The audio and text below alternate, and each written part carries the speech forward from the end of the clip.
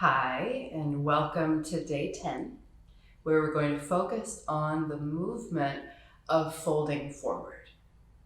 So we call these postures forward folds or forward bends, and these are a category of postures that in yoga generally, and in Vinaya Yoga especially, are thought to activate that relaxation response that we want from the parasympathetic nervous system.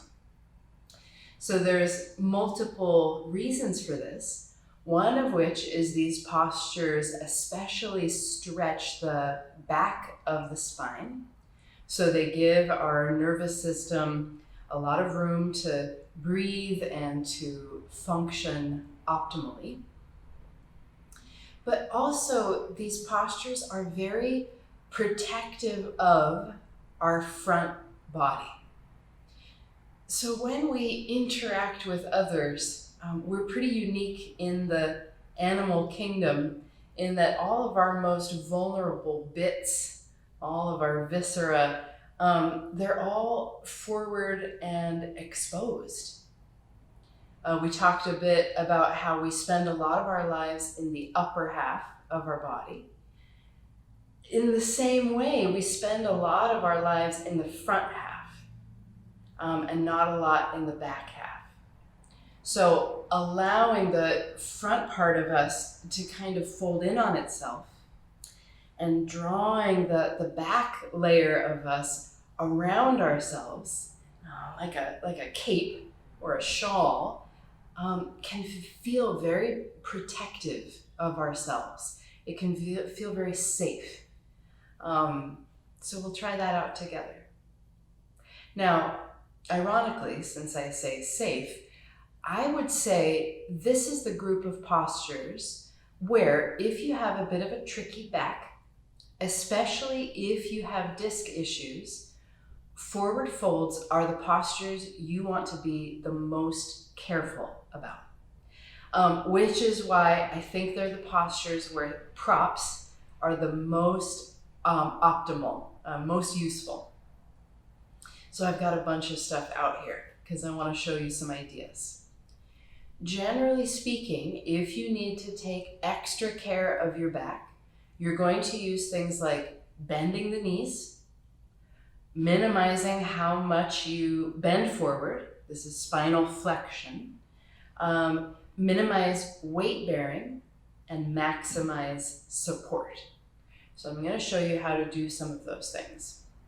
One of the postures we're going to do is Paschimottanasana, which you'll generally see with people sitting flat on the floor, legs stretched out in front of them, and then just boop, forward to their forehead to their knees. Don't worry about that. The way I'm going to be demonstrating it is up on the edge of a cushion with some support under the knees.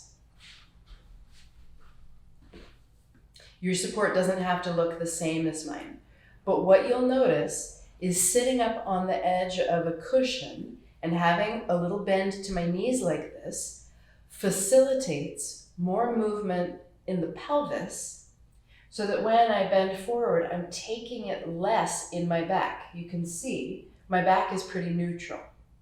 Now, if I wish to stretch further forward here, I may.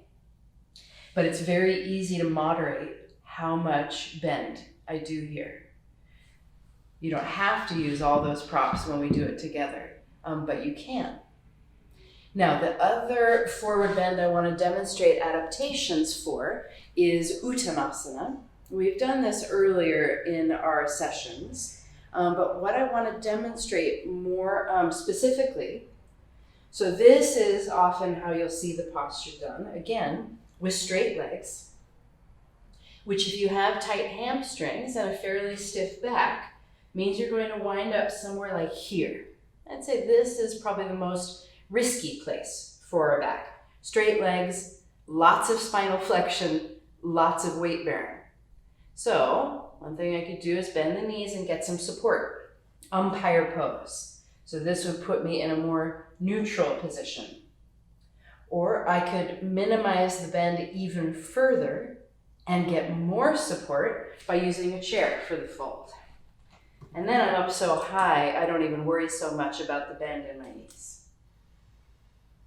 So those are some ways that you can keep your back safe. Just think about ways to bend the knees, minimize how much you fold, maximize the support, which minimizes load bearing on the back. I know that's a lot, but I'll be right here with you. We'll be doing it together. We'll be making sure that these postures are, as safe as they can be for you. All right.